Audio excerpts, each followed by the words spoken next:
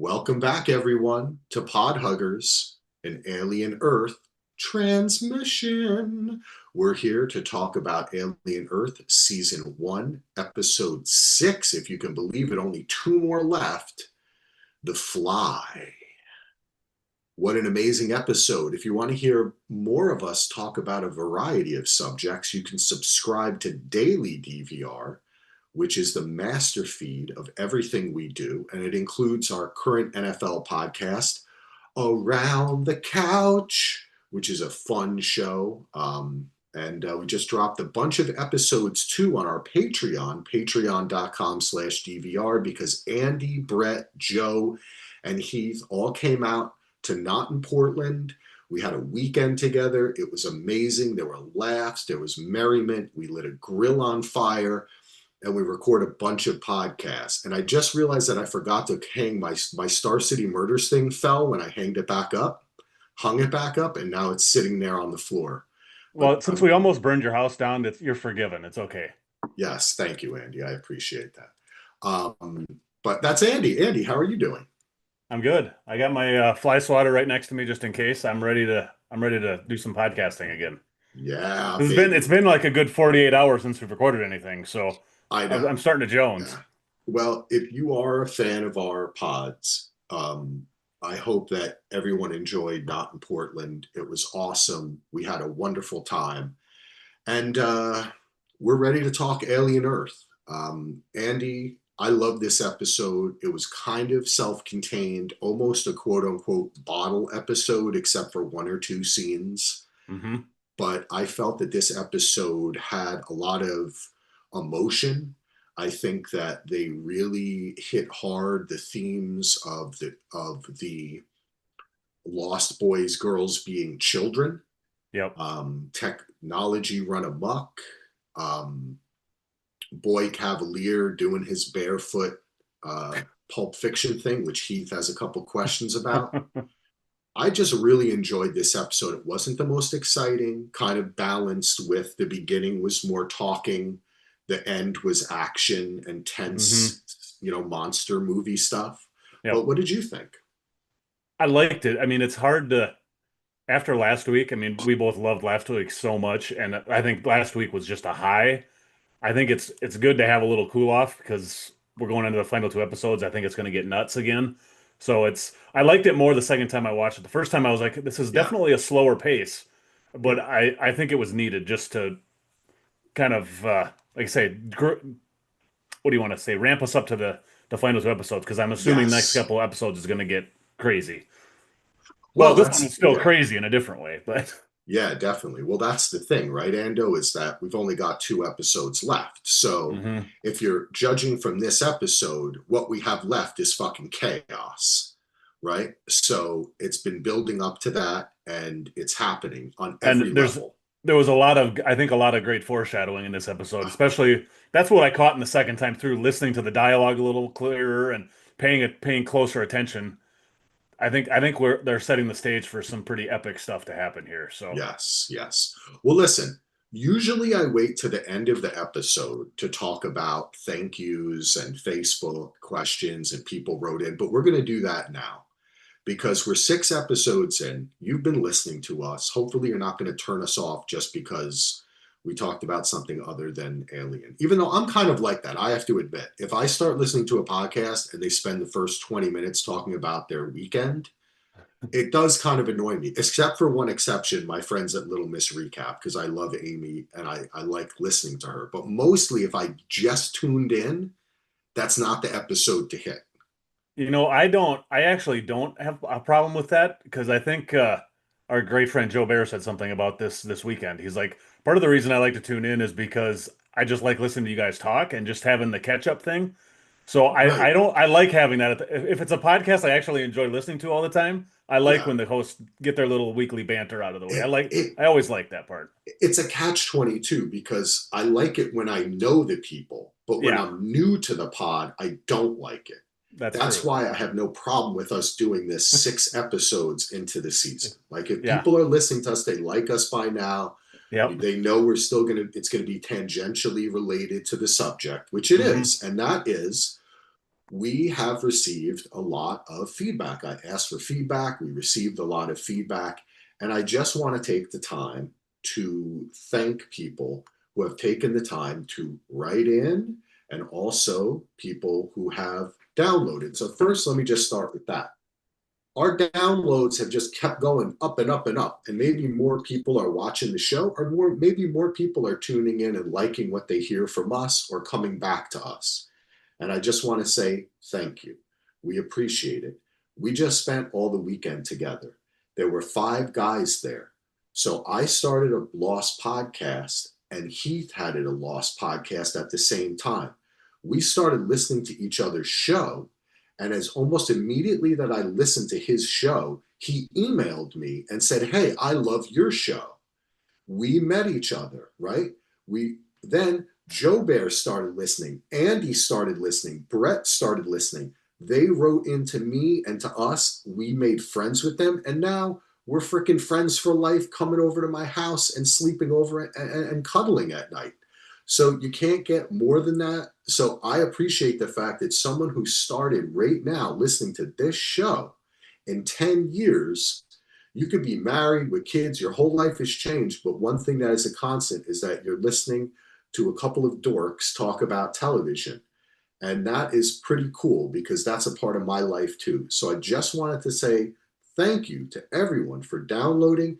Even if you don't need to agree with us, the idea here is to get your mind working and for us to talk with each other. It is never to convince you of anything. It is only to convince you to think for yourself. So thank you. That's my little speech there. And please Andy, do tell us if we're wrong. I have no yeah, I problem being love that. corrected on things. That means Yes, you care. please. And we had a great 5-star review from Deadhead Dan. First of all, I love the fucking Grateful Dead. And anytime anyone references like the Dead or anything, it always makes me happy. So thank you, Deadhead Dan. He says the octopus eye monster was absolutely trying to warn Ragabi in Alien Earth episode 5. Now Yes. I think you are right. I am on that train, Dan, and I agree with you. Also want to thank Nick, who gave us an amazing review. Axel and Andy are the best. I originally found Podhuggers while searching for more podcasts covering Alien Earth because I've been devouring them all like the tick alien feasting on blood, sweat, and maybe even the tears of hardworking podcasters. Once I stumbled on their show, I binged every single episode. Axel and Andy consistently blow my mind with their insights, theories, and humor. Wow, thank you. They take deep dives into the material while keeping it fun and engaging, and the passion for their subject is contagious. Well, there's also a part to calling us two great dudes. We appreciate that. And also, I want to say that at the same time, Nicole has she sent me an email complimenting us and also a link to some of her really cool art because I remember said if anybody has art. So Hmm. she sent me art. So hopefully it worked because I never done this before. But if you look at your device right now, you're looking at Nicole's art because she made some art for this episode. And Acast allows me to change the photo just for the episode. So Oh, on it the keeps, podcast yeah, it version, right? keeps Yeah. the main one, but then the Yep. episode gets a. So I'm going to use Nicole's art for the remaining episodes, and Nice. maybe if I can go back, I'll add some to the other episodes too because I love her art. We want to give a shout out to her, and I'm going to include a link to her Instagram in our show notes so you can click through and see her stuff. So I do want to say, wait, there was, okay, I want to get back to the reviews. There we go. That's our 2 written reviews, but we did get like 10 other just 5-star reviews. So I want to thank, I don't know who you are, but I want to thank all of you if you did that. That's freaking amazing.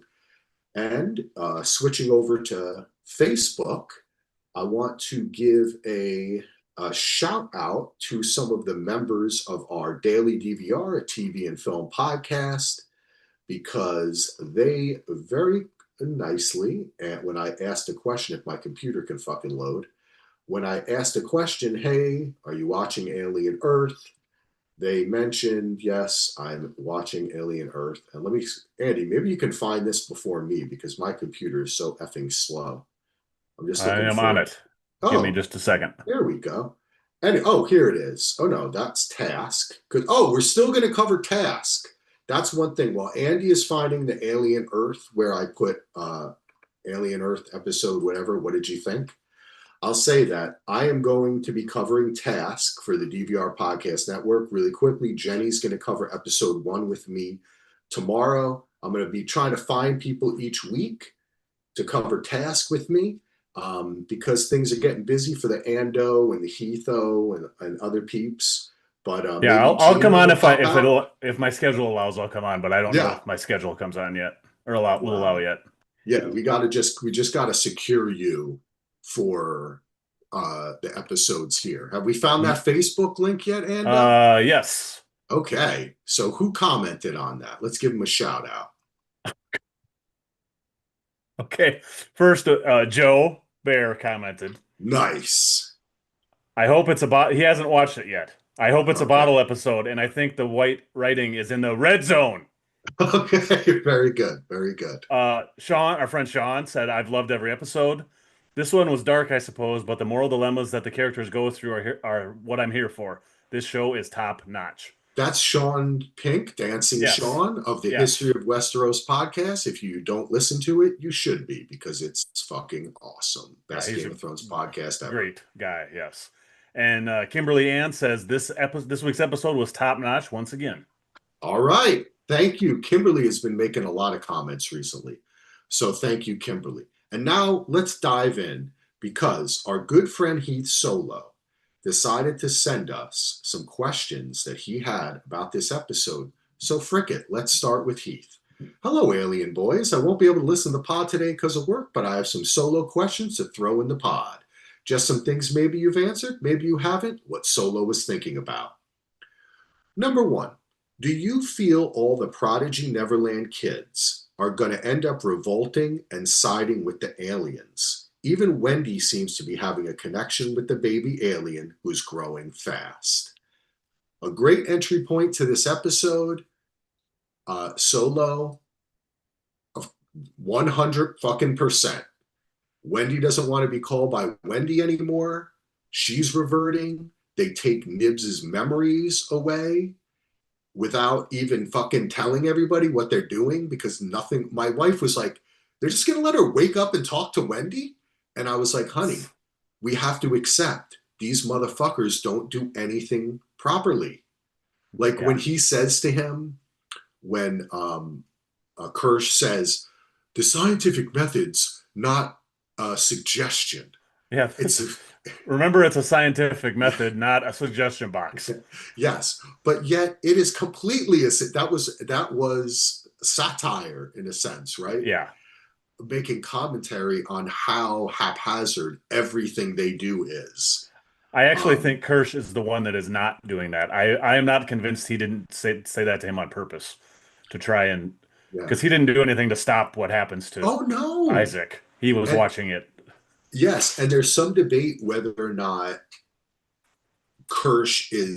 whether or not Boy Cavalier would be upset that Kirsch didn't tell him, or it's part of the plan. I don't need to be updated.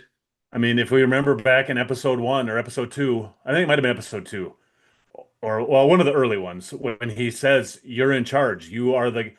Boy K told Kirsch, "You do what you need to do or want to do." Yeah. So he may just be like, "Well, if this is your call, this is your call." Yes. You And know, as oh far as what Solo was asking, though, I think Wendy will. I'm not sold on the other Lost Boys yet.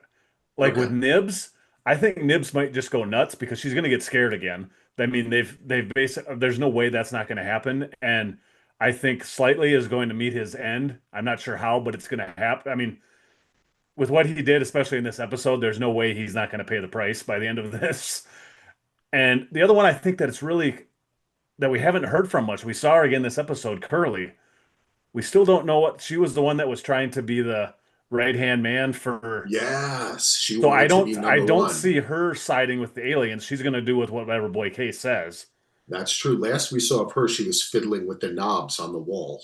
And the one other one that really has me thinking is Smee, because we haven't had any real character development from him except that he wants to be friends and play games. I Yeah. think I have a feeling he's. I mean, unless they keep ignoring that character, but I don't think Howley really does that. Usually, characters are in his series for a reason. I'm wondering if something big is going to happen with him, or he's going to be a major player for some reason in the final two episodes. I think he almost has to be. Or he's been paying more attention than we think. Yeah. He's had a concern. He's noticed Hmm. what maybe slightly has been going through. He's picked up more than he lets on, like a kid Yeah, and he will. he he puts his arm around him and tries to comfort him and all Yes. this. So Yeah. I'm not sure that's the one I can't really figure out yet. But I'm expecting something major to happen with him in the next two episodes. Well, Ando, I love your rundown. That was awesome. That's what we should do as podcasters. And of course, I'm just stoned talking about whatever. But that was beautiful. It's a good thing you're not in Portland. And that secondhand smoke. Um, but I say this: Wendy's the leader. So if Wendy has turned, which she obviously has, and I agree, she's come on. We saw that that alien did grow fucking fast. That was like a day. That was like less than a day because this episode takes place in like one day, Yeah. right? Well, and even at the Or no, beginning there's one night, I think. when Boy K is podcasting at the beginning of the show, and he even says when Wendy turns two, she realized she Yep. was a grown up now or something. I mean, that's Yeah. you can't get more obvious than that him saying that narration. So Yeah. His the thing with it narration though, did. Oh, I'm oh sorry. no, finish. Go ahead. I was just going to say I love his narration, and I just compliment the cross dissolves with the narration. They're so fucking seriously. Somebody one day again, I'll probably end up teaching film or teaching video or editing, and I will use this show as an example of proper dissolves and proper use of music and mood and voiceover because a lot of this stuff is considered passe these days. And that's Uh-huh. mostly because a lot of motherfuckers got like iMovie and started fucking throwing like my first rule as an editor was people start a class. I said, the best cut is just a cut, ladies and gentlemen. You do not need to fade out. You do not need to do boxes. You just cut. That's it. That's 99.9% of all editing. And it is. But this show proves you can do it with style. I think my Um, favorite one this week was the when Slightly goes to try and get Joe to come and comes to his room to try and take him down to see the egg, and you just see it kind of just very briefly fades in. You see a quick, like half transparent shot of the egg opening over Joe's yes. face, and Oh, then fades away. I'm like, oh, gosh. that is so awesome Dude, because there it perfectly was, conveys everything. Especially if you're not paying attention. I mean, we know what he's there for, but if you're not paying attention very much, that's a perfect reminder of what his character is doing. So I love that. That yeah. was my one for this episode that I just Oh, loved. I love it too, man. For me, I think it was with slightly again when he was in the woods and it faded out and he becomes like a half moon inside of like Kirsch's head, who's Yes. watching him or right or Uh-huh. like listening to him, and Yeah. that stuff was great. Kirsch is doing that too, right? He's keeping a lot of we think he's keeping a lot of secrets from the Cavalier one, but I Hmm. still suspect it is not a secret. I suspect that anything Kirsch knows, Cavalier knows, but I'm not sure about that. Yeah. I just Before we suspect that. get back to that in a second. Before we get off that, the last thing about Wendy, and you had mentioned that she's the leader, so maybe they will follow her. Yes, But yes. we also know that they're not happy because her brother is there, and they don't give it. They might not follow her. That That's could kind of be my thought is that true. she's not because we had that big thing where Joe was there, and they were all like, well, "I want to see my parents. I want to see my parents," and we know Curly doesn't like her because Curly wants her job, basically. So, That's a good, wow. Ando, there's division among the ranks. yes, And I agree with you on that. I guess I would have to say that in my mind, um, slightly is he's on his own thing, and that was we're going to talk about that whole story and his acting and the emotions that came through with that yeah, were really something else. uh-huh. Um, Smee is my favorite. I think even coming in, I was saying I've seen him in other stuff, and I really liked him. I can't even remember what I saw him in, but I really liked him, and I love his. acting in this, and I love that character. Yeah. I agree. I think he is probably is really comes from a place of caring and love and wanting to be together. So I think he might just go along with whatever the other people are doing, or it also might just what might affect him is whatever slightly does. He might Yep. follow. That you might be Um, true. Toodles is dead. We know Yep. that. Curly, we didn't really see this episode, as you're saying, but I think you're right. I think that she may challenge Wendy just to challenge her. Yeah. So you know Yeah, what? we saw her Yeah. briefly. She was sitting on the dock with Smee playing in the water, but that was only just for a few seconds was when we saw her as all. Oh So yeah, that's right. She was. She was. And Nibs, I agree with you. She's cuckoo. I just I love the way.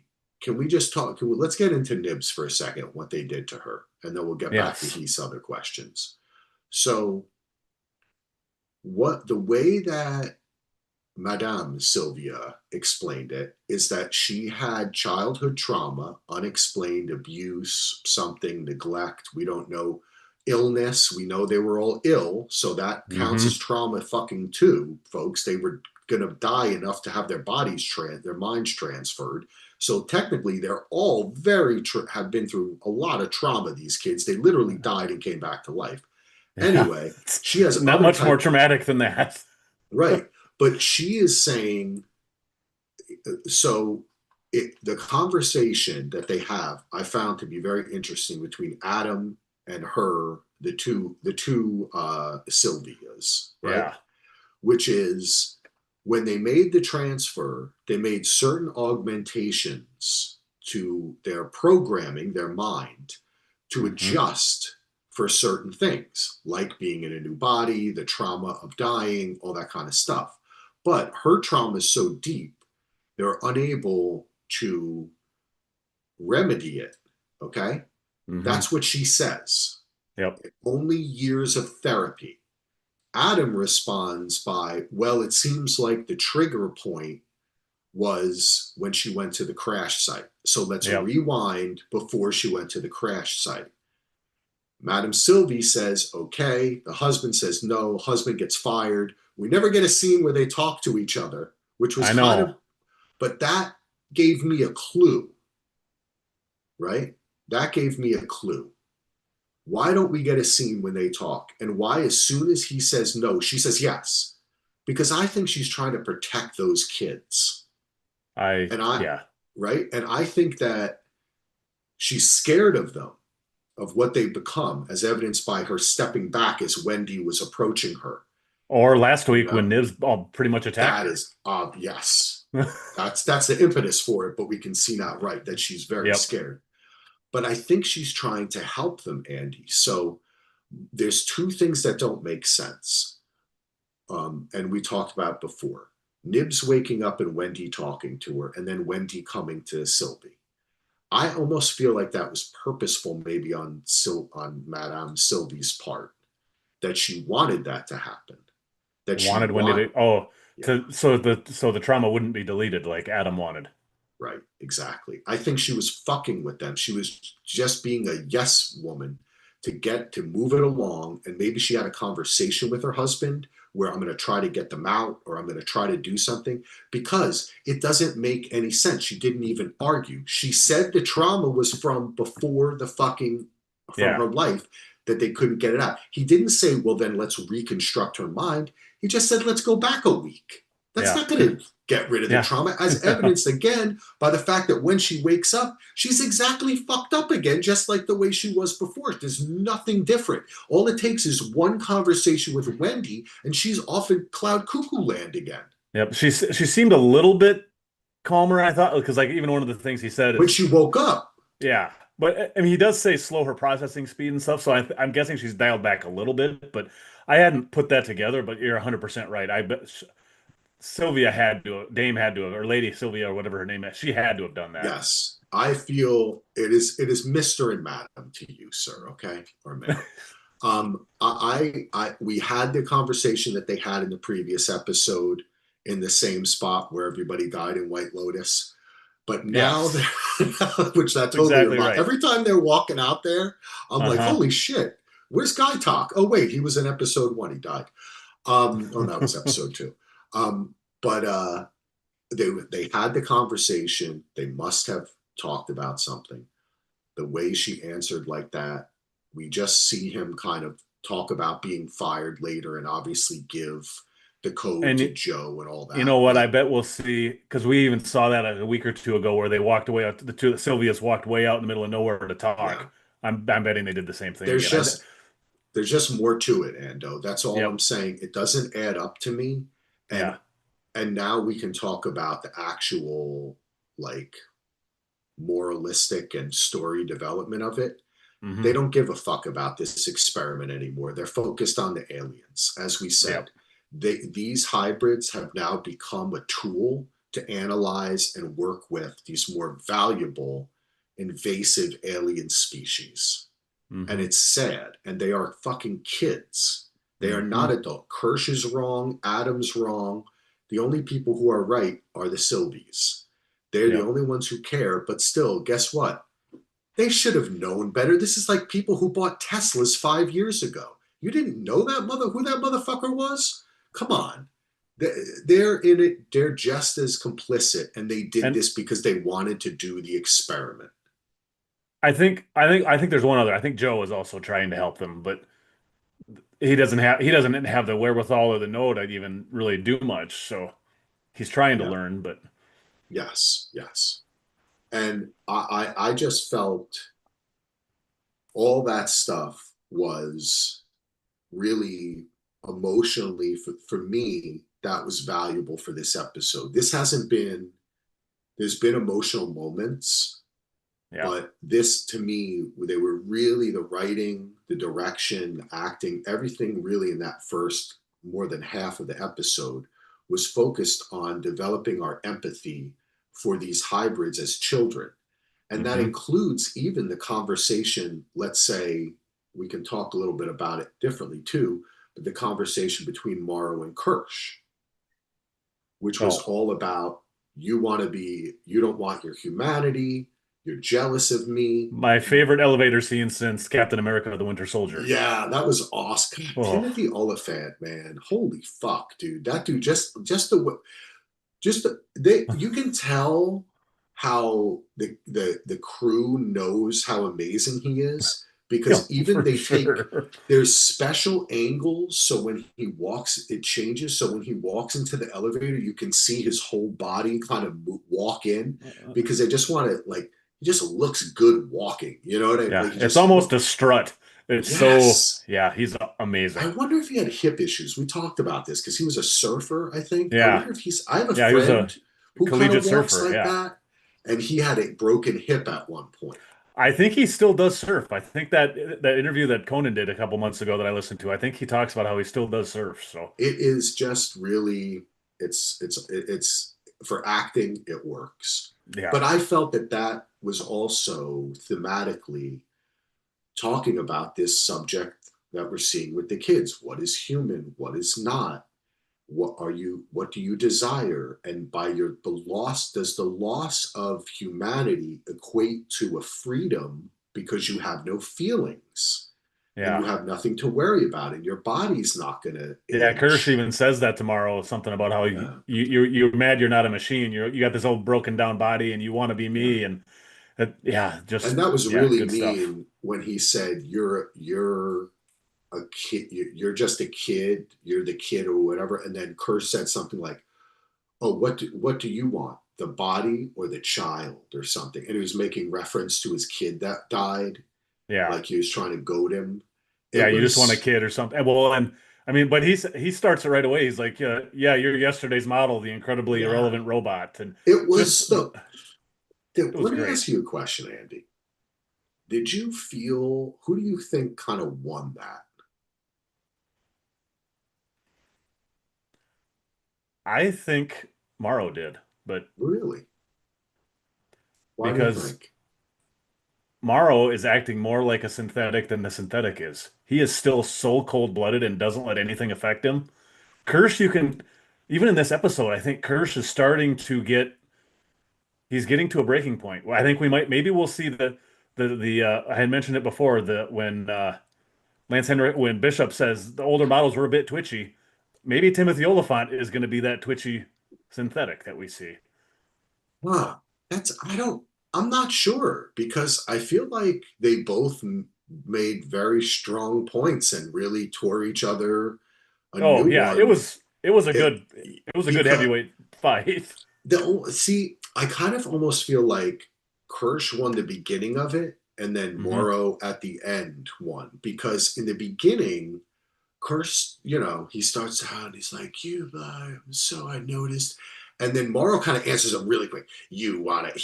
It kind of gets it does get his humanity, but then he kind of calms, and in the end, he's able to make the ultimate point, which is that he's just like a boy toy. He's the toy of Yeah, the boy. yeah. He's I'll see you just soon, old toy. yeah. So like you're a And device. like the whole and the other now that I'm talking about it, I think the other reason is because like what when Morrow talks about it, he's like they're just trading you in all these new shiny models and they don't care Yeah, about you. I wonder if that is actually the reason that on the way back from that trip and Kirsch is seeing what is happening and Boy K turns around and is like something wrong? No, everything's fine. I think he Morrow got to him in his head being like Boy K doesn't care about you. But you need to start holding these things I closer to the vest. I I'm like I said, I'm still unsure because I do remember when the boy said, "I know everything," right? Yeah. So, Yeah, because we don't know if there's some vision of Kirsch's that he can watch too somewhere, a and camera in Kirsch's head. exactly because we know that up to the point that Mr. Sylvie turns off the internal head cameras that we see on the Yeah, the computer at the end of the AV. episode, Hmm. right? That's what I assume that was. Yep. That he could see anything that any of these people saw, including Kirsch. Hmm. So I do wonder about that. I like the idea that we're debating it is really what we're kind of, and I could imagine the writers and Noah Hawley and Timothy Oliphant himself enjoying the fact that at this point we are debating whether Kirsch has a separate consciousness and can Yeah. make decisions that go against his programming or what he's told to do by his creator. And that's something that we're trying to understand. So I guess we'll see. I can take it either way as far as I'm concerned. I find the character to be, I usually have an opinion. They want to do this, their motivation. I'm very unsure of his motivations, past interest and science just as an intellectual Yeah. experiment. So I'm just willing to take the ride. And it's a good question about whether or not he's following his programming because I'm trying to think of the other synthetics we know. I don't think Ash ever really he did what he was supposed to do, and Bishop did too. I think David maybe didn't follow his Michael Yeah. Fassbender, and I've said a million times on this show, Oliphant reminds me so much of Fassbender in Prometheus right now that even more so this with the watching the ex- watching what's his name? Mr. Sylvia having Yeah. the face hugger on him and just watching it and watching Isaac get face melted and yeah, the curse thing is it's fast. Yeah, Timothy Oliphant is so amazing. It is. And also we have to remember too, he is okay, so if I remember correctly, in the original, it was either the original Alien or the second one. They were not a Wayland Yutani synthetic. It's mentioned that they're from a different company or something like that. But Kirsch is not. We don't know what. I mean, Boy Cavalier's company made him, so there's differences in the programming and I such. That think not one all of the synthetics are the same, is what I'm trying to say. I think one of the official pods, I want to say one of the producers said that he's not a Wayland product. Right, Kirsch is made Kirsch. by someone else. Yeah. Yeah, of course. Why would I mean? Yeah. I would assume not. Boy Cavalier is making synthetics. I He's also got making the hybrids. I also got the impression that It's Wayland not like they. Yutani is the one who Uh, makes the cyborgs. Because somebody says when they're talking about Yutani, interesting. she's like, she's going to send a bunch of her cyborgs. Oh, I think the Marines, when they're talking to Joe later, say, yeah, Ah, Wayland will probably send a bunch of her cyborgs in. Well, Andy, we learned we did if we can transition, and we'll keep on just doing what we do. Oh, we But do we have a do. couple comments in the chat. Oh, okay. One of them says, Wait, hold on, "At hold on. is your quick." Before Yeah. we go to Okay. the comments, let me just remember this, okay? Because we're going to go Yeah. Get somewhere it. different. Yes. We do learn a good amount of things about the corporations, a little bit of the history, how they There's going to be a work. meeting in 3 weeks with the head of the five, There's and going there's to the five is also the government. Like there's a government above the corporation. I'm sure it's just the head of each corporation, but there is an actual they government with laws. right, they have made it like a UN agreement together, and Yep. that governing body then governs them, which is Yep. the thing that we see. But we do learn a, a lot about these things. Oh, Ando. Well, this is going to be a fun one. We have to pause for a second because I actually, perhaps I forgot to. Can you hear me, Ando? Yes. Okay, I cannot hear you. This is going to take just a moment, but this is a result of our amazing weekend, and this is a YouTube special. We'll go to the comments, which is that my recorder is full. So I have to just quickly unplug my mic, and Andy, we'll just have a little bit of a quiet, reflective time on YouTube as I do this.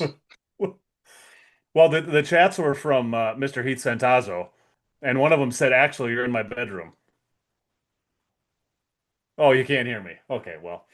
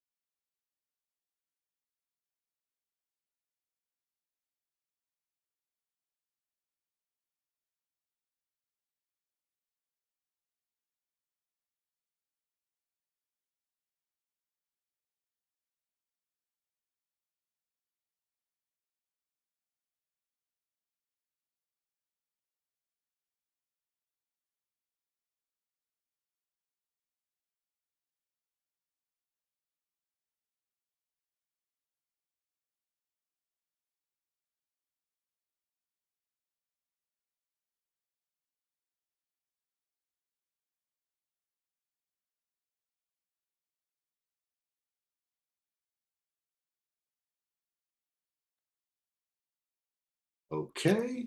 Oh, Ando has disappeared now. Hey, everybody. And Andy's back. Andy, can you still hear me through this mic? Sometimes I unplug it, it doesn't plug back in properly. Okay. yes, you sound Oh, good. no, no. This is select the microphone. Now I sound better, right? Oh, yep, that's better. Yeah, that's better. Okay, let's jump back in. All right, folks. Well, that was just a quick delay because just a little peek behind the curtains. I actually record separately to a digital recorder, and it was full of all of our talking and chatting and pods from the weekend. So we're going to pick up. Speaking of the weekend, Andy, I should have let you make that comment on YouTube. Now that I see it, go ahead, buddy. I was going to say we have two comments from Mr. Heath Santazo, and the first is Ando in space, and then he's a little upset because he said, "Actually, you're in my bedroom." I am, and he didn't notice no Stark City. Yeah. He's turned to the wall. Um, so yes, we learned about the corporations, right? Yes. And we were talking about that because we were talking about whether Kirsch synthetic, they might act differently. We learned a lot of stuff. I'm just trying to get us back into what we were talking about. If you Yeah, want well, to guide the me, and one of the things was the actual I thought it was one of the more, especially for the mythology of the show and the yeah, universe. the moderator that was assigned said, "I'm assigned by the governing collective known as the Five. This will be legally binding." Yeah. So I thought that was extremely interesting because that's the first we've ever really heard. Even in the older series, all we heard about was Weyland-Yutani or corporations. We never heard Yes. because I want to say in Alien Resurrection, I don't think it's Weyland-Yutani. I think that's so far in the future that that company was gone even, but that's a long ways from now. But Well, again, in the comics and the books, they do mention other corporations, and there is mm, a mention. I do believe, I think we discussed this in the first episode. I do believe that in one of the films, it may not be mentioned by name, but it is mentioned there is another corporation. okay, So I mean, look, does it matter? It's just the idea. Look, Ridley Scott made a great, and O'Bannon, whoever created this world and these ideas, is that it's run by corporations, which hmm is very real. So I think that that's super interesting. So, right, we also learned that in 5 days, they're going to have an event in which they're going to reveal the hybrids. So these hybrids are known by Morrow and the other, right? Because he yeah. interacted with them and now they're known by Weyland-Yutani, but they are not have not been introduced into the world. This is a secret project. There's something else. Well, now it's on the record that there was predatory species that were there. Oh, wait, no, but I'm talking about the hybrids Oh themselves, yeah, the just the hybrids. Yes, hybrids. yeah, yeah, Yes. yeah. Right. The I thought there was another interesting thing that was said here that was just kind of I didn't really pick up on it the first time, but when they talk about the quarantine, and I'll give them back to you after the 6 week thing that's protocol that is Yeah. was from an established precedent for off-world quarantine, and that's what Right. the something called the Brubaker Accord was. So The that makes me Brubaker think there has been aliens Accords. on some type of alien life on Earth at this point already too. That Okay, Ando. Nice. This is what, you know what? This is why we podcast together. This is the two things that we talked about that they've now mentioned. The Brubaker Accords, which means that off-world alien species have existed previous to this. That's why, but we had to have known that in a sense because that's what the purpose of the ship was, yep, right? So there is a story here. We have not yet seen the first contact story of this yes, universe, uh-huh, which made me so happy for another season where we get to see a first contact with an alien species ever. And we get to understand that perhaps in our universe, we're not, well, we're so used to stories in which people get in touch with aliens and there's some kind of like wonder to it, right? Like, it might be that in this world, the first time they ever got in touch with that motherfucker killed everything. So it's yeah. like aliens to them are military, Well, and if defensive, it's a 6 week attacking, a 6 week quarantine, it makes me think that they brought some invasive, and the word invasive species is used multiple invasive. times. Something got Yes. introduced here, and it gave everybody some type of bacteria or some bio Yeah. Yep. became a biological. It killed a whole continent of people or something. I think Yes. that's a very cool. That was a cool line to drop in there. Like, oh, this could go all kinds of different ways that we're not even thinking yet. Okay, first of all, the lighting kind of from Doctor Strangelove. Oh A yeah. square, not a circle, but it was still awesome. A little bit of hmm a homage, I have to believe. The guy, I think that was a synthetic. Awesome. Great casting. Great Yes. face. hmm The whole conversation was awesome. We'll talk a little bit about the Tarantino feed. I know Heath is into it. He's done that before. That whole scene was really stunning to me. Like it must have been so fun to shoot. And if you listen, if you watch it wearing headphones, there was so many interesting background sounds that were being played during this conversation that were seemed to be echoes of what was happening outside the room in the world in the building, but in the outside world, the forest or whatever. Okay. Yeah. But I really felt that they were, and they're doing this throughout the show, is like there's a lot of weird background sounds that just don't make sense, that are very alien, that make it feel weird because you're Uh-huh. you're like in this really futuristic kind of looking room, right, almost brutalist, and you're hearing like caca caca, and you're just here, and then there's a plane going, and then there's something that You sounds know, like there's something hovering. It's just it's amazing the work they're doing. not exactly sound, but there's something else that keep me, and I don't think we've actually mentioned it, but it's been in every episode, and it's kind of been in the background.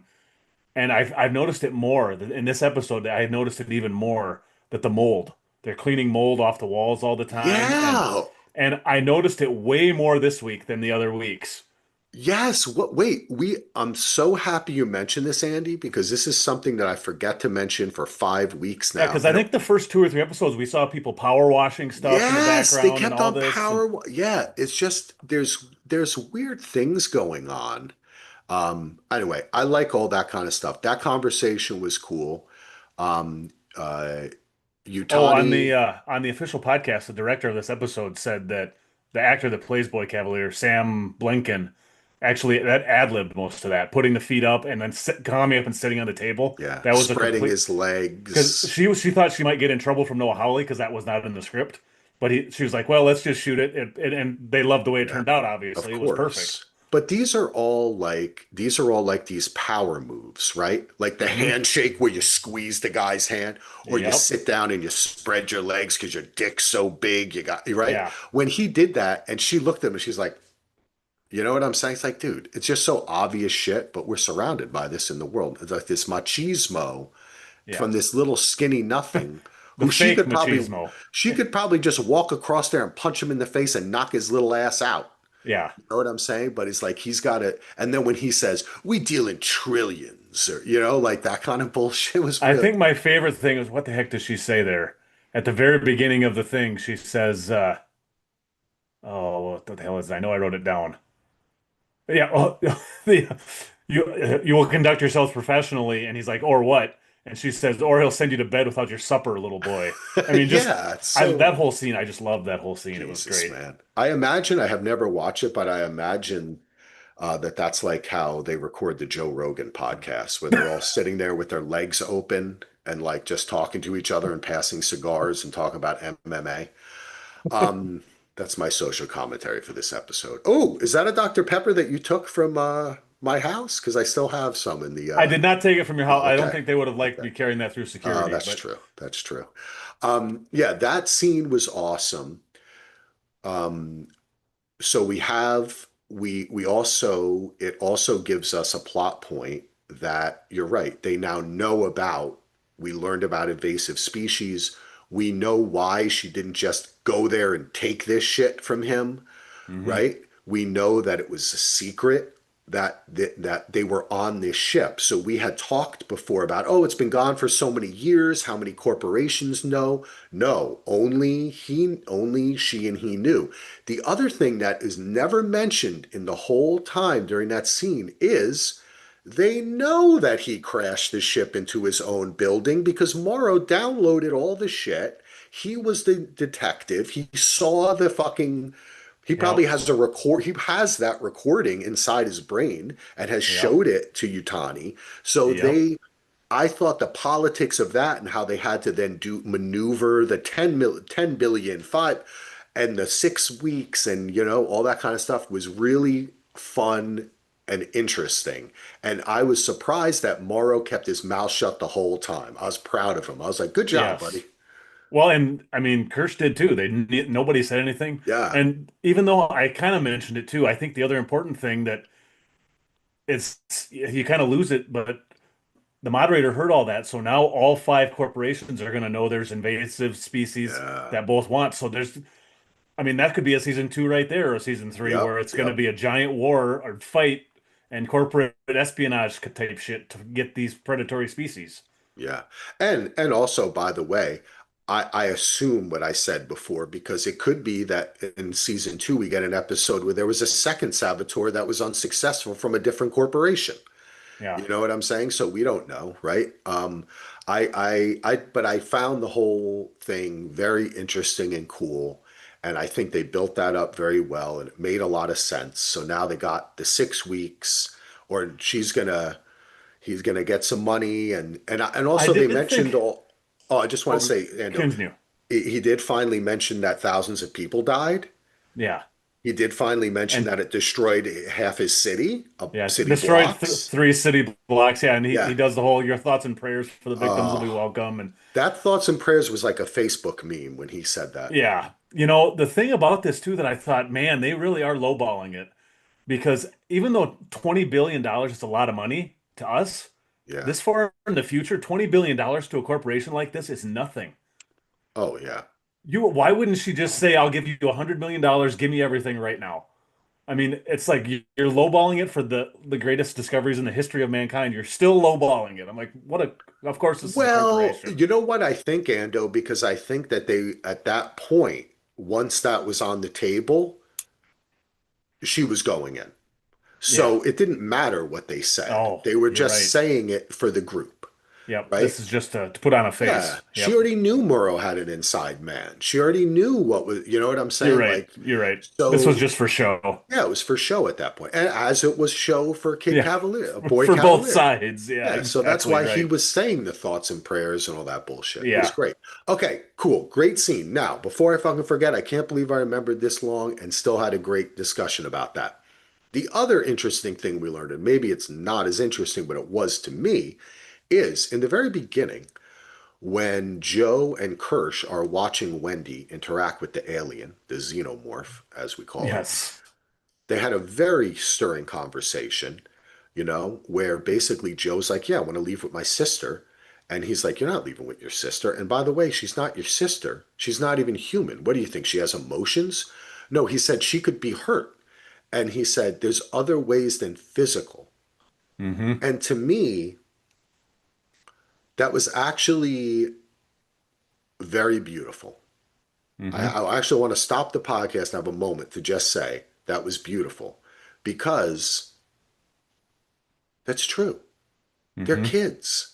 She's went through Mm-hmm. this all this crazy shit, and he is basically a trauma expert because he goes to these crash sites. That's his job. Uh-huh. He's a recovery guy. He's a first responder. So he's trying to explain this, and Kirsch is like, empathy? What feelings? What empathy? Right? You Yeah. know what I'm saying? And I felt that was very powerful.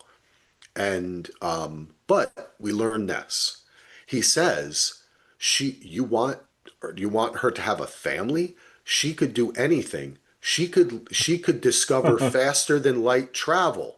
Yep. So that explains to us that there is no faster than light travel in this universe. No. And I mean, thinking back on there's a reason they used the cryo tubes in both the first two aliens. That's why they did it because they didn't have FTL yet. So it made True, sense. but there are science fiction universes in which they have both.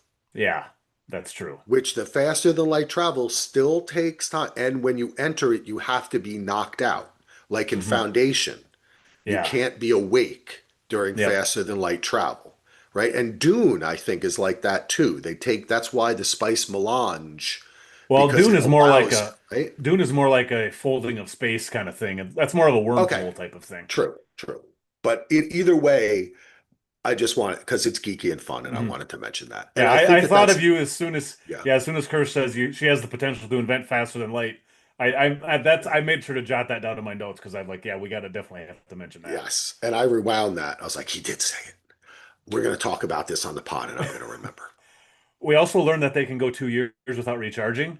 I don't Yeah. remember if that had been said out loud before. And Kirsch also has a funny line when Joe says, I want to take care of her," and he's like, "That's like an onion asking, how do I take care of a star?" It's Yes. just God, I love Kirsch so much. And you know what, though? It's like, I love him, but I also feel like, meh, meh, meh, shut up, you fucking robot. Oh yeah, I But, love to not like I love to hate him for sure. but I also kind of feel like, I love you, robot. I don't know what. Yes. I'm torn. I love robots, but they're going to kill us all. I'll probably be standing there going, maybe they could do a better job. I mean, I'm in favor of AI taking over, folks. I think it could probably do a much better job than humans do. Let it take over. It'll love our And podcast. the other thing about that scene in the background, the entire time you see Wendy talking to the Xeno, the entire time Kirsch and Joe are Yeah, yeah, talking. yeah. And I mean, that's like the first 15 minutes of the episode. She's just talking to the Xeno and singing back and forth. And And she, So and weird. then when Joe says to her, we could leave, and she goes, but what if I don't want to leave? Yeah. She, this is the thing that Wendy is special because she took to this transformation unlike any of the other Lost Boys. Yep. She is flourishing. Her mind was meant to be inside this hybrid body. She is comfortable with it. She wants to push it. She challenges herself and she's just moving forward. She is in no way she it's as if she was almost synthetic like as a human before so she could be better adapted into it, right? That's what I Yeah. think we may find out, like her brain was different or something, right? Hmm. She's just moving forward and she is friends with that alien. She now distrusts Sylvie, but does she by proxy distrust Cavalier? I think Yeah. so because she even says, "Don't call me Wendy anymore." But that I don't know because she keeps on saying the boy says that this is a place of yes, not a place of no. And Hmm. when the people are saying no, she's saying, but the boy says, and Yeah, the boy genius the says, boy yeah, genius says, and I'm his favorite, right? So remember that conversation they had too. you're right. So I think that Wendy feels as though she is perhaps number two in rank in this place, Yeah. and she's talking to the alien. What she's doing is more important than what anyone else is doing. And what Sylvie did is, but when she finds out that what Sylvie did was from orders from Adam and the boy genius, will her attitude change? Which leads us back to the original question he had: will they revolt? And I think that's the last domino that Hmm. has to fall. Joe, what Joe is going to do with this information or try to get her out or anything, that whole scene was interesting to me with Joe and Mr. Sylvie, but it seemed almost a waste of time because Wendy already said she didn't want to go. Yeah. Well, How's he going to convince her? I kind of get the feeling that he still sees her as 10 years old or 12 years old and he can still convince her to go. It's kind of my he might be completely delusional on that fact, which I think he Yeah. is, but I think he still sees her as a little girl. He still see what's her name again? Casey, right? Marcy? Marcy? Okay. He still sees her as that, but she is not that. And Yeah. that's just she has transformed and she's something different Well, now. yeah, He like he said at the beginning of this episode that when they realized they were not a little kid anymore, that they were grown up, and she realizes yeah, that now. So yeah. it's And it might be also Joe's downfall. the thinning of the herd, which Peter does. Hmm. Now, Wendy is really the leader of her name is Wendy, but she's really Peter, or is he Peter, or is she Peter? Because she's really can live forever, and she's in charge of the Lost Boys. Or is the So Xeno the Peter, and the Xeno is going to thin the herd? that's Hando, I love you. That's a good one. That's a good one. I find this all to be really fascinating. They're setting this up. And as I'm watching it, we're discussing it and breaking it down as we talk about it. But when I watch this show, I don't think of any of this shit. No, I don't Nothing. either. It That's just, I'm in that that, world. and that's part of why I watch it twice because the first time I'm just watching it and I'm not thinking about anything else, just Yeah. completely zone in, and I'm not thinking about taking notes or anything because I'm just fully enveloped all the time in the Yeah. show. So. Yeah. Totally. Totally. The just because we're talking about some of the what's going to happen and are they going to side with the aliens and stuff, and it kind of relates to this. At the end of that boardroom scene, after Boy K leaves and Morrow and Yutani have a little conversation, did you catch exactly what Morrow said? That his plan was? He, see, Perry asked this because he used the word exfil, Yes, I had to which look I it up. believe exfiltrate, which means to Yep. take something out of somewhere, Well, what he says, right? the exact line is, "We destabilize the facility Yeah. and exfil in the chaos." Yeah. I He think didn't he's gonna want. I Okay, think go he ahead. was going to get that Xeno from Slightly and unleash the Xeno on the island. No, I see. I think he's just gonna wait, right? So instead of the plan that Slightly thinks, the plan is, I want you to get the face hugger on him, Yeah, hide him, then I'm gonna grab him with the face hugger before the thing bursts out. That's what they talked about, right? That's when they originally said the yeah, plan. But I think that Morrow's real plan is to use Slightly to create a new alien that can fuck yeah. everybody up and kill And everyone. yeah, that's kind of what I was thinking too, that the Yes, Xeno that's is going yeah, to be exactly. We're on the, the same path, unleashing the man. Xeno. Yeah, But yeah. I had I to look up what think that exfil was, meant. That's a cool. That's a neat plan.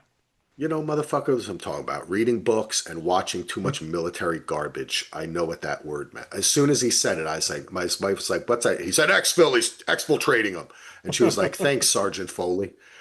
Um, Sergeant Full. I love it. I love it. Private Pile when I Yeah, shave my head. Yeah, I thought that was interesting, but my point is, I think that was Murrow's point idea from the beginning. I think you're right. For some reason, I never thought about that, but it makes perfect sense. And then with Too much Wendy, is Wendy going to try security. and snake charm a Xeno that she doesn't know from birth? That isn't going to go well. I mean, unless she has mastered the language, but I don't know. Well, Then she would be under control of two Xenos. it's not it um they may be able to communicate with each other, but we've seen them work together in previous Alien Well, we've seen we both. We've talked seen about aliens this work together, and we've seen and aliens kill each attack each other. other. Yeah, So they do anything yeah, to survival survive. survive and to make little aliens. That's their So, goal. do you think that she uses her bro lung alien to fight the other alien? Like she Oh. communicates with the alien and it goes to her side, and then our best friend in the world that we haven't talked about yet, the best character on this whole fucking show, which is the I was, Eye. I was just gonna say we still have Sheep Eye sitting in Yeah, there I just know. watching everything. That comes into play too. So, oh man, they're setting up such interesting stuff. That's I, yeah. I thought the whole scene, the way Slightly went to him, come on, go. And then you hear Morrow, you must get him now. And then all of a sudden the guy comes, oh no, we gotta go, Joe. Let's Well, and go. there We're was gonna. a cool voice edit in there too, where Joe's like, "So what's your name? Your real name?" And then you And hear then Morrow's voice say, "I was like, wow, that was say so. It was great, so it was great." that's fucking professionals, right? That's beautiful work. Yes. Um, Everything about it Slightly is so the acting is fantastic. It's really I have so much sympathy. The mom, him wanting to see his mom and just be happy. And then in the meantime, Smee is giving him a hug and just Well, every and the that look look that on he his gives, face. the look that he gives Arthur through the glass, and he's like, "Sorry, he's gonna take care of my family," and Arthur's like, "I got a family too," and just the look on his face is just, Oh oh man. The whole thing was really it was a great that's why I'm saying this episode had a lot of emotion. I was really yeah. I liked it that more the second time because I just you pick up yeah. all the little things. Because it's in the middle of that, right? Like you're Hmm. watching the action and you're also interested, okay, shit, this is happening, but the fly's getting out. Yeah. Is the fly gonna let the eye out? Like Oh. you're wondering about all that shit. Everything's happening. So this whole end of this episode was incredible. And the action, the pacing, and to add the emotion to it is what really took it over the top for me. And I just think kudos to the actor playing Slightly. You're fucking awesome. It's always good to say a person's name when you can. So I will give him a Adar shout out. Shkwarov. Yash, Adarsh. Adarsh, you fucking Oh, kicking and ass, bro. Smee is played by Jonathan Ajayi, who, Jonathan Ajayi. Oh, hey, maybe I recognize that name Ajayi too, because didn't the Dolphins used to have a running back yeah, Ajayi? Jay, Jay Jay Ajayi. Ajayi? Yeah, he Yep. was decent, right? He Yeah, busted out. It was he had a couple good fast. years. Yeah. And actually, as I look at his picture, he had similar hair as he has in his, not in the show, but in the show, is I love his hair too. You know what? We should Had get some back to baby Solo. dreads. We should get back to Solo's question before we go too far off because he still had other questions, didn't he? Yeah, oh yes. We are going to get back to Solo's questions right now because we did talk good about that stuff. Here we go. Solo continues. Um, what's the deal with Timothy Oliphant character? He let Raj from Big Bang Theory, that's fucked up, Solo, go through his mission. Is he on the side of someone else, one of the other companies? He have a whole agenda of his own robot takeover? Maybe we'll see every character from Justified as a robot in this series. Let's do it. Where is Walton Goggins? They were Well, filming White Lotus at the same yeah, time. I He could know. show up. I know. Well, we did talk a lot about this already, and I think Yes. we kind of answered Solo's question. See, we all think alike, Yeah. which is, I don't know. I really don't know. And I'm just up to seeing what happens. I really don't know. I rarely say that. I usually am like, well, I have an opinion. I I just still don't know. think, I still think he's going into business for himself. I think he's doing what Fassbender did in those first two, or the two prequels. I think he's going down his own road. But we'll see. I could see it go either way because one other thing in this series, they like to trick us about what the synthetics' real motivations are. So Okay, Solo's final question.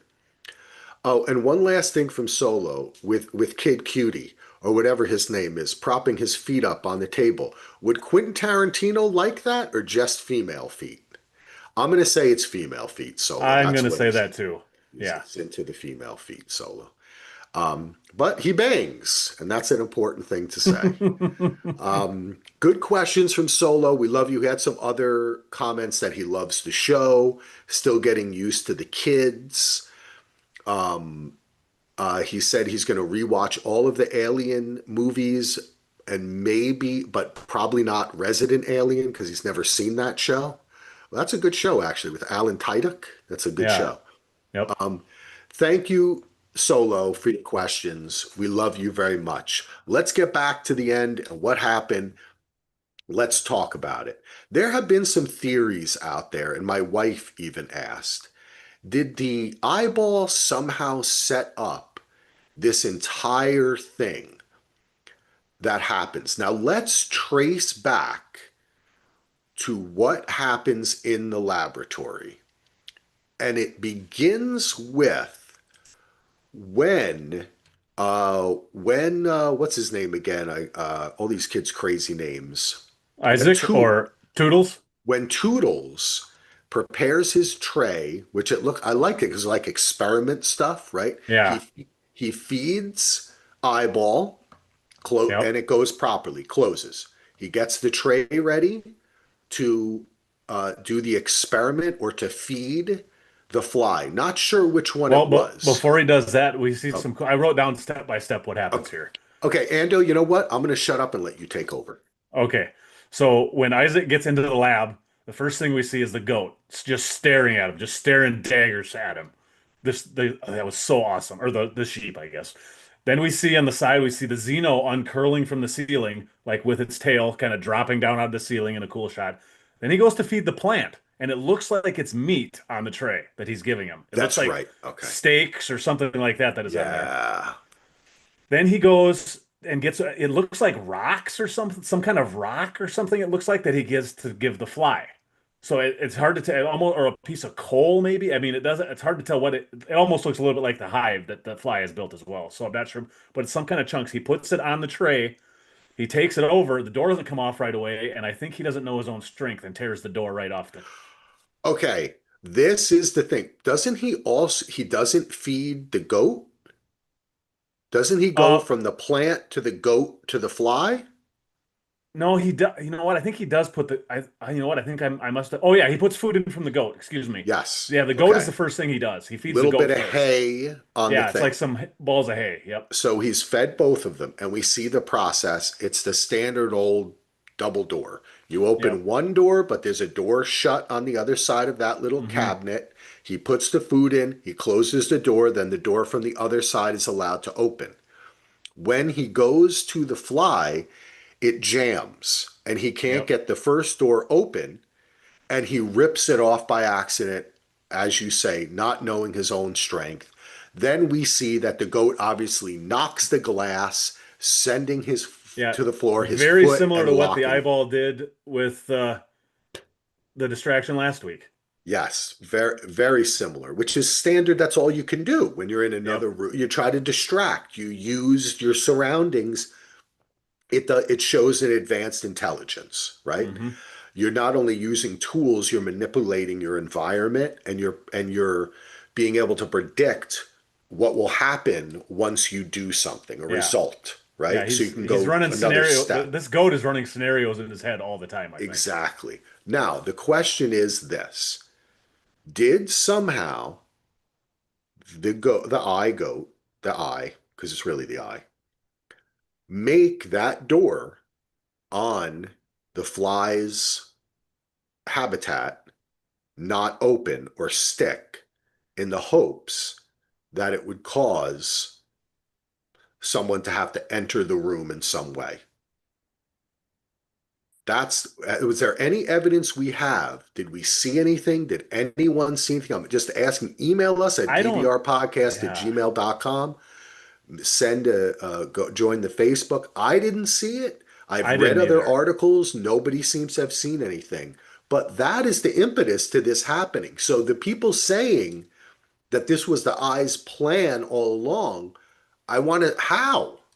The eye is taking advantage of what happens. Yeah, I think the eye is seeing a opening. I don't Yes. think the eye set this up anyway because Okay, I good. think they All right. tell us ahead of time what's going to happen. Because when Isaac is sitting down by Smee and Curly at the dock and he gets the call from Kirsch and it says Kirsch says you need to go and do this. Kirsch specifically asks, "Is Curly with you?" And he lies. Isaac says, "No, Curly is not with me." And Curly Yeah. was with him. And he's like, I can do this myself. I can do this myself. And I think it's Yep. like the hubris of being a kid trying to prove himself to dad. And he bit off more than he could chew. I think this is totally on Isaac for messing this up. Or I don't think, Toodles, you mean? or well, Isaac is Toodles. That's his Oh, new name. Isaac Toodles. He's Oh, the one that's who wanted right. to. You're Yes, right. Thank you, Ando. I should call the name that he wants to be called. yes, Isaac it because he is. wants to be named after Isaac Newton. I like it. And guess Yes. what? You are not as successful a scientist as Sir No, Isaac Newton. not But at some all. Well, shit did fall on your head. the bigger question I have is this still doesn't necessarily take away the theory that Eyeball is trying to help the humans because he knows who the synthetics are. He might be like, we need to get rid of these synthetics because they're dangerous, or these hybrids are dangerous, and they're not gonna. Or, like we said before, you can help, but still the Yeah, main enemy of goal, my enemy is my friend. right? Because the way that the eye is reacting every time the xenomorph does anything, Hmm. that I am convinced that that is the mortal enemy, and the Yeah, I goal am may too. be just to get that fucking thing out. Now, it's seen everything that's happened in this room. As we stand now, the door is still locked, but uh That door is locked, but eyeball or fly door is open, right. and the egg door is also open. The egg door is open, which and there's two more eggs in there Yeah. minimum, right? I think there But might the even be three. okay. I find it because I'm just trying to see what is, and not only did the eyeball see everything, but Kirsch saw everything too. Hmm. So Kirsch knows that Slightly took Mr. Sylvie into Yeah. the conveniently huge and on the ground Yeah. air duct system. Air vents. Yeah. Air vents. And by the way, how could an alien movie or TV show exist without some kind of crazy fucking air vents that you can crawl through? Yeah, there That's has a to. standard. Every Yep. Now, I have never in my life crawled into an air vent or seen but maybe one day I will. Have you, Ando? I've looked in them plenty of times, but most Okay. air ducts I've ever been around, it's not big enough for a human to Now, crawl through. never John McClane style. Never. Oh, come No. to the coast, have some fun. What Yeah. does he say? Welcome to the party, pal. I'm not. Yeah, I'm not that. Yes. Have a vacation. There was one other cool scene. I think it was in the midst of all the chaos. I think it was when the fly was getting out. At one point, you see the goat up on two legs, or the sheep is up on two Yes, legs, that even. was very I just, cool. I cannot take my eyes off of that sheep. Anytime that thing is on screen, I am glued to the sheep. And the Yeah. eye, the man, even when it's not episode is not about the eyeball, that's still my favorite thing in this whole series. Yes. Okay, this is an interesting. Noah Hawley gave an interview to Polygon, Yes. and he said, about the eye, I think it was creating a distraction to allow the creature to do its thing, as we're talking about the last episode. Hmm. As you keep watching, 2 episodes ago, as you keep watching in this season, one might begin to suspect that this one species is smarter than the other one, and that it thinks in a longer term way.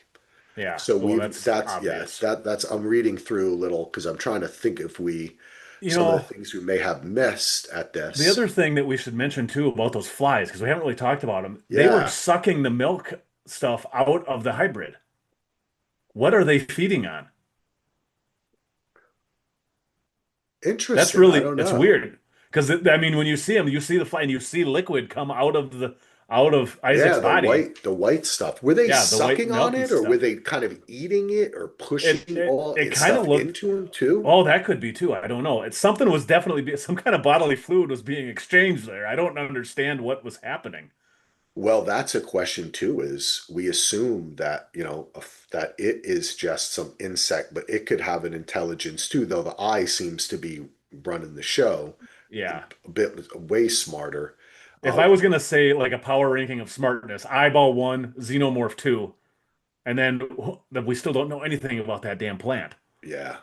Yeah. Well, what's funny is at the end of like in the last episode, the plant is gonna like reach down to put its legs down to the floor, pick up a top hat and a cane and just dance across Strut the out, yes. strut out like Like the Xeno does on in the end of Spaceballs.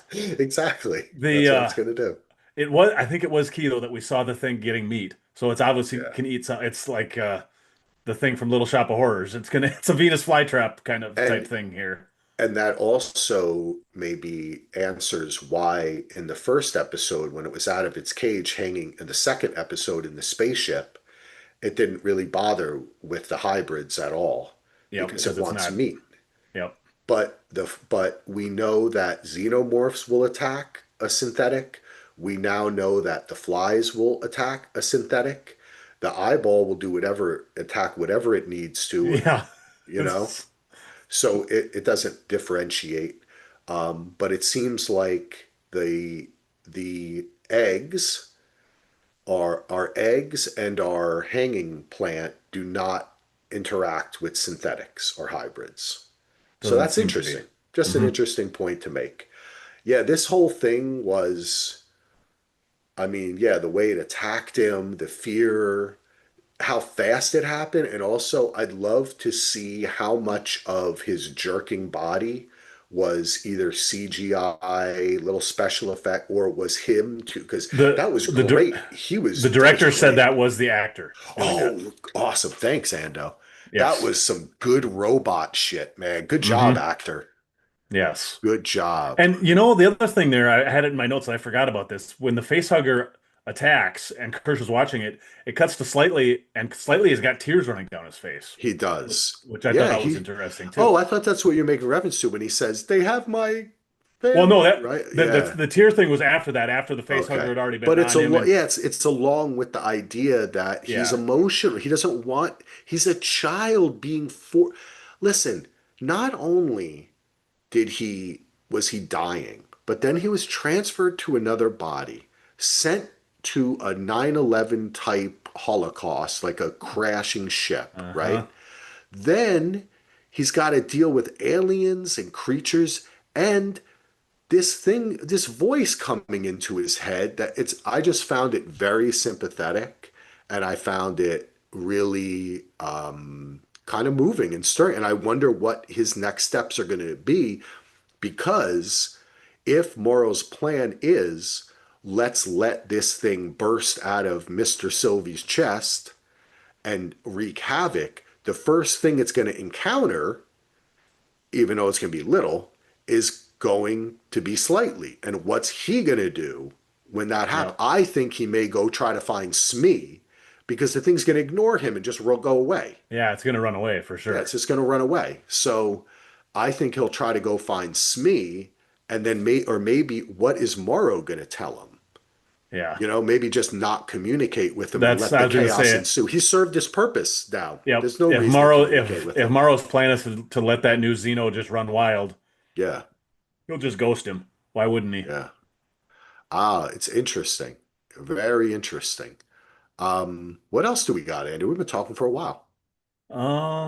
Not sure. Let me run back through my, We because that's talked kind of about the the end of the. end. We I did talked think it about was a the good touch elevator. too when Slightly goes back into the room after Arthur's got the face hugger on him, and he actually calls him by name. He's like, "Arthur, are you okay?"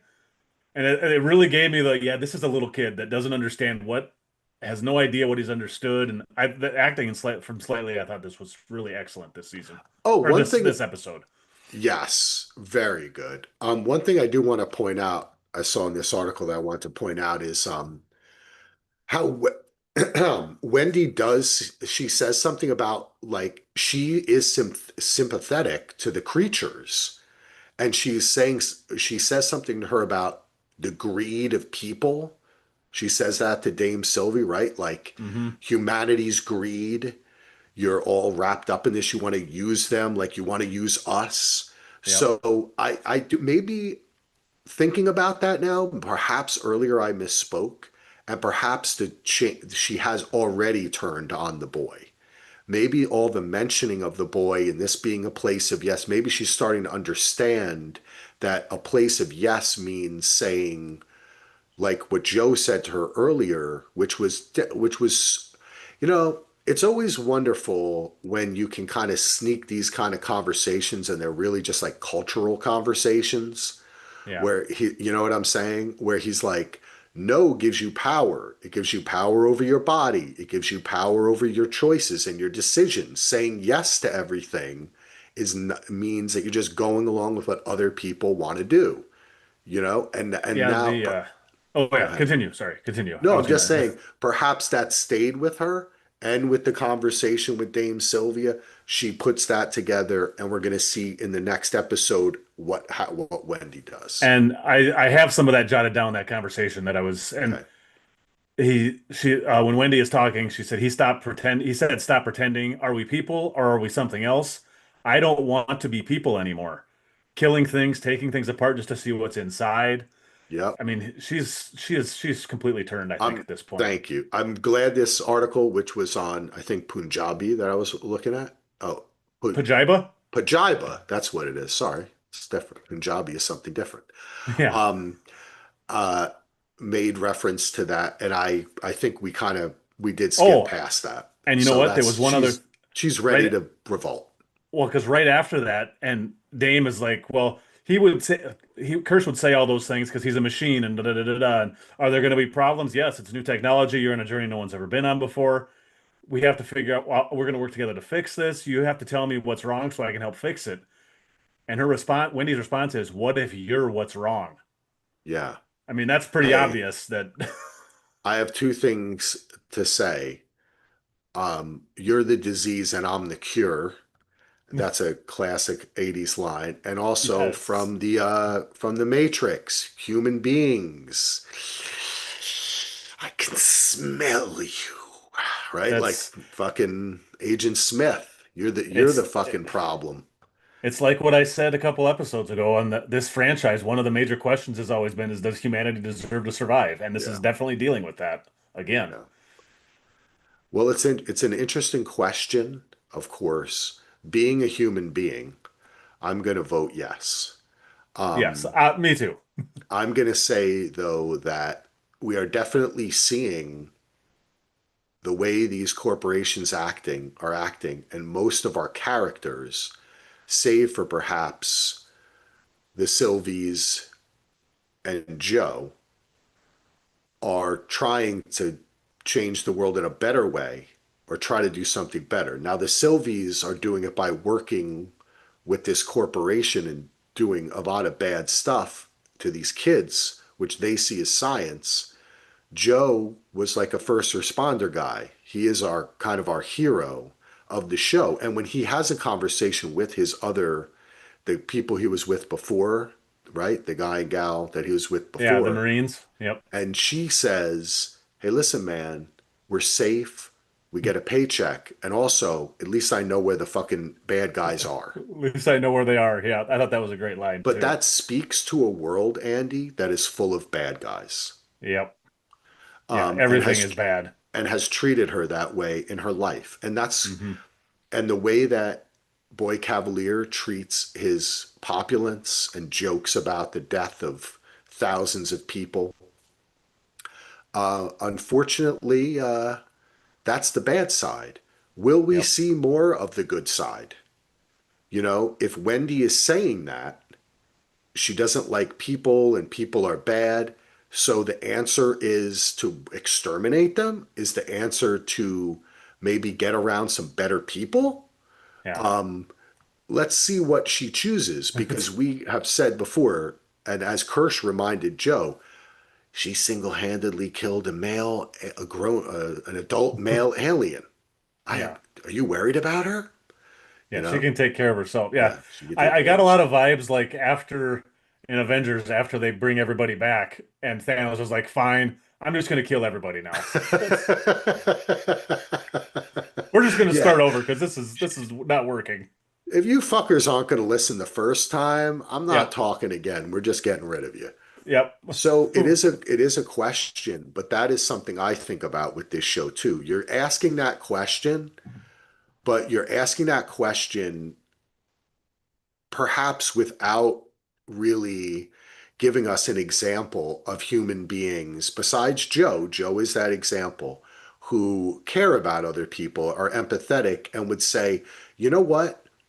Maybe if we put the brain and mind and consciousness of a child into a hybrid body, we should just like kind of like for the first couple years, they just get to hang out and be like loved by their family. And like we explain it to them, we go to therapy, we talk, they're celebrated, they're protected, they're Yep. not thrown into a crash site. So, but that's not what this world is. So that's what Wendy sees.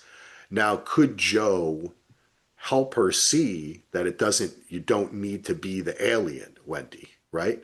But I fear that she won't, or it'll just become a kerfuffle in which the alien kills Joe or Yeah. something, and she then turns on the alien. I don't I know. still get a lot of feeling of the whole, no, this is alien. This Xeno is good. It's going to be good, and she lets it Yeah. out, and she can't control it. I Well, mean, we really have never seen anything in this franchise ever to lead us to believe that they can be controlled or no. tamed, or nobody's making a xenomorph a dog or their pet dog. It just doesn't work. So Morrow, and a Predator are the only things that, and yeah, Ripley are the only yes. things that have been able in an exosuit. Hell, You yeah, in know? an exosuit. Because I was going to say, even in that, the first one, the Xeno never dies. They just suck it out into space and get Yeah. away from it. That's what's so So cool about it, right? Like it's yeah, that. And so we'll see. We'll see what yeah, happens. I I do often forget too that we've got 2 episodes left, but there is going to be another season, I believe. Like they're going to do another I mean, they haven't officially have they greenlit it? they have The not season green. I two? did some research last night. They have not greenlit it yet, but most of the websites that like track the ratings and everything else are saying that signs are pointing towards a renewal I would because think the so. viewership is supposedly the viewership is increasing slightly over the season as it See, I goes. would think So so. That's why, Ando, let's see what happens. But I still have in the back of my mind your prediction of we just got to nuke it from space. nuke it from orbit. Nuke it from orbit. Come on, man. What are we doing Screw that. here? Take off and nuke it from orbit. Fucking A, right. I think is what. Screw that. Yeah. Yeah, I think that I could see that definitely happening, but they have created such a vibrant, interesting world, and we talked like 10 minutes about whether they have faster than light travel. I Hmm. love that kind of shit. So we Well, probably and missed some stuff. I don't know, but I could still see a nuke happen this season somehow. I mean, with 2 episodes left, yeah. probably not, but I could still see that. And then we move to a different city. I mean, this city might be leveled and we go somewhere else because they've opened up the other five now, knowing about this. And Yes. I want to ask you a question before you, there's a lot more that could happen, Ando, and I'm yes, in for it. But I want to ask you a question because some of what I was going to say to answer you was there's some images that I've seen that we haven't seen yet. Oh, okay. in trailers and stuff like that. It's Yeah. just in my mind. I'm not going to mention them. I don't like spoilers, Yeah, but because I watched the first trailer way back when it came out, but I don't really remember what was in it. So I I remembered. haven't, I've kind of been staying, and I think the screeners are now over. I think people that got screeners got Yeah, 1 through 6, and I don't okay. think the last two are out there at all yet. So Oh, I like when you say that. There are certain images that I kind of see in my head, but I want to ask you when we talked about it briefly in the beginning, and um, some people might be listening to podcasts like, why don't you guys talk about the flashes in the beginning of the show over the credits? Now, that is what happened before, or is that a little preview of what's going to happen? It seems mixed sometimes to me. this in this episode, it was a mix, I think, because there was a couple things like we saw the eyeball do the like one of the first times we saw it on Neverland where it kind of crawls out of that tube. We Yeah, saw that little thing, and we saw I don't remember what the other thing we saw, but there was one thing that I think it was like some Xeno thing that I don't think we've seen. it was the xenomorph dripping like acid, and then next to it was the body of a hybrid, or I think it may have been Isaac, but I'm not. Maybe Isaac, yeah.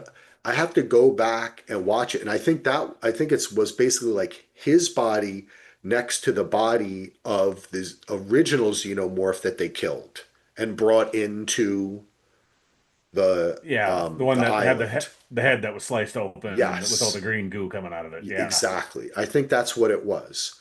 So I tried. I forgot in the rewatch to pay attention to that part, Yeah.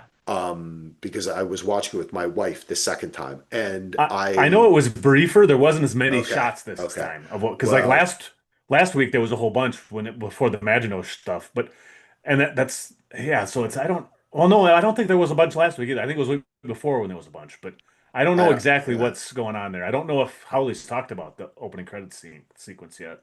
I'm such a spoiler phobe that I don't want to look Yeah, again. same But with I me. think that as we've seen with this show, he showed images that then we didn't see for 4 episodes later. So, or 5 episodes. So he is, this is so filmic. It really is so inspiring. I Hmm. honestly think to you, I will tell you that I think that this show, we're going to hear about people being inspired in other or paying homage to it in years to come, and we'll remember it, Ando, Yep. because it is, and I think we're not, it's hard to come on every episode and say, holy fuck, this is on television, We've because done it every single week though. I It's know, but it's like we're in the age of streaming, and we're in the age where there's people, as we reminded with Joe Bear being 13 years younger than me, there's people who have grown up in different eras than us, who have yeah. grown up and because we live in the most rapidly technology changing time in the history of fucking mankind, it is, we don't understand sometimes, you know? So Yeah. I don't know. I had to call it out. It's yeah, I still can't when I stop and think about the show as a whole, I just still can't believe it. This is No. so far beyond what I was expecting. I don't know what I was expecting, but I was not expecting this in a good way. People just So, grow, they look on Netflix, they don't know the difference between a movie and a film. But this is like a TV show that for us old guys, I'm like, this is more than a movie every week. yeah. This looks better than the movies in the movie theater. Yeah. This is amazing. I And mean, it how just often have you seen a Netflix movie look this good? and Almost the never. editing, the sound. That's why I'm saying I encourage everyone to watch this show with headphones, not I'm over going to the start air. doing that. Yeah. I have not been doing that. I'm going to start doing that. Hey, look, everybody loves speakers in the world. People think that they're so important, but let me explain something to you folks. Everything is edited on headphones. Hmm. Every album you listen to, every movie you watch, every TV show you watch. Now, yes, they do take the headphones off and they play it in a room. That is, of course, part of it. And different audio people have different processes. But what It's I'm saying optimized is, for headphones for sure. yes, you want to be able to hear the And little things, and that's gosh, harder in the air to hear that. I don't know why I don't do that either. Because like when we do Westworld, I did that all the time because that also was a Yeah, show that had great sounds everywhere. So do it. I need to start Ando. doing that. I didn't even think about it. So Yeah, I will watch be this doing show it with for the headphones. last two. Because that's what I try to do. I watch it with my wife. We're not wearing headphones, but then I watch it again, or sometimes I watch it before I Yeah. watch it with her, and I watch it with headphones because I'm up at night. I'm always at night. I'm very conscious of making noise. I don't want to wake, so I wear headphones to Well, watch TV or anything. that's what I always used to do. And then I kind of my office where I do a lot of my TV watching, I've kind of soundproofed it a little bit so I can Oh, just there you enough so I go. don't have to have the headphones on. But headphones, I don't. you're right. The sound is so much better on headphones. It's not even close. I don't either. I don't need to do it because my wife is the opposite of me. Like I sleep with earplugs and I'll still hear anything in the house, even with the earplug. I have supersonic, annoying, oversensitive hearing. And Yep. my wife is the opposite. Like she falls asleep. There's some crazy show on and people yelling and screaming and guns are going off and she's like, Yep. That's my wife nothing is wakes that her up. same, Yeah. yeah, same exact And she way. can fall, and we get on a plane. We sit down on the plane. I'm like all nervous. I'm looking out the window. I turn, honey, are you? And she's already fucking asleep. Like we Uh-huh. just sat there. I wish I could do that, man. If I could have one superpower, it would be able to fall asleep whenever I wanted, because I've always been an insomniac and I can never, it's very hard for me to fall asleep. Yep. Well, I know completely. Well, actually, once I fall asleep, I'm usually okay, but getting to sleep for me is a me real too. pain in the ass. Agreed. I do hear noise.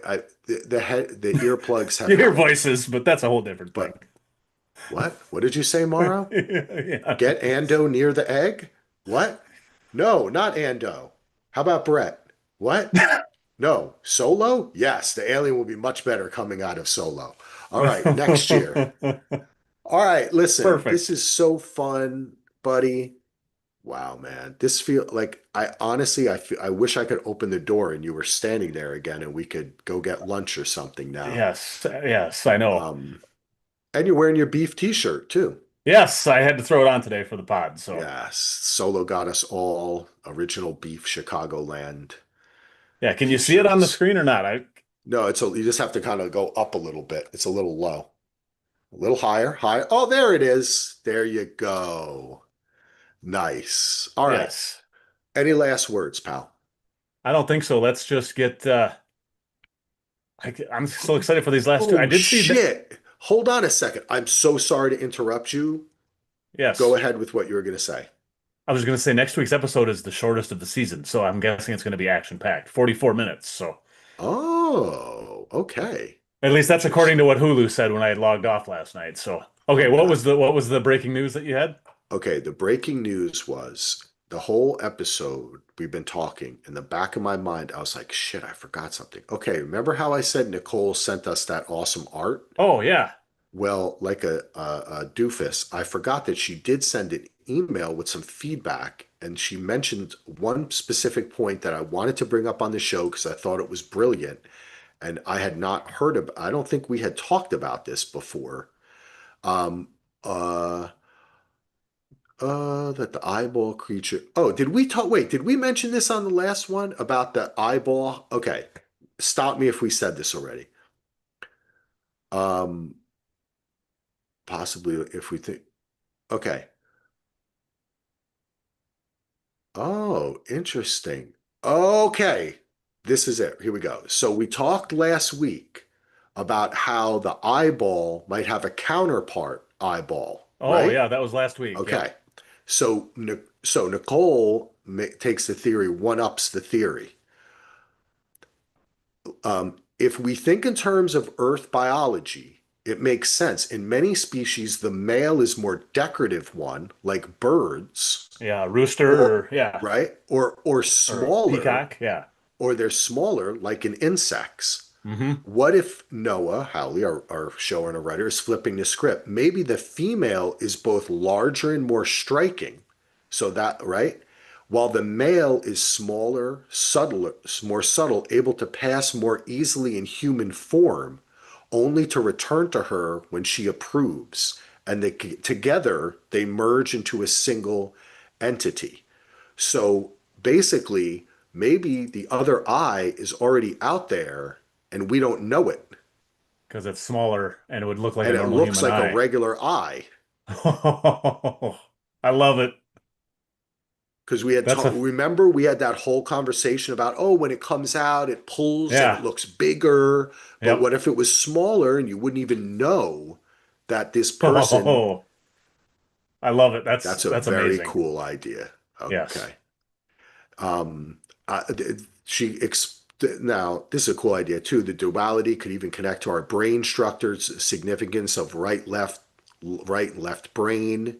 You know, like once it comes together, it kind of it can fully take over and speak. Or we had talked a little bit about that communicating, but I like Uh-huh. the idea that one like this one is either the male or like it's bigger, it looks different, but Yeah. the its counterpart is smaller, and you can't Yeah. tell that it's hiding. So I thought, good idea. All right, well, and with that, we've been talking for like again another two Actually, and hours. we've seen that in this series before. The queen is much bigger than the smaller males. Yeah, So, or the smaller drones. So yeah, you're it right. would fit, it would fit perfectly in the series too. I like that Oh, idea. so who could it be? Let's talk about it. Who could it be? It could be in one of the bodies of one of the people that they take out of the ship. It Is could. is that what Tang's problem was? I'm still Tang. What the hell is with Tang? That's interesting. Did we see anyone eye move weird in the ship? Because it would have had to happen before then, or could it have And happened already and we didn't and see Tang it? was a weird staring off into space, doing the weird staring thing, just like Kashyyyk does. Uh, okay. All right. We got to think more about this That's because my I'm number trying. one guess is Tang right now, but even though Okay. we haven't seen So him on Earth yet.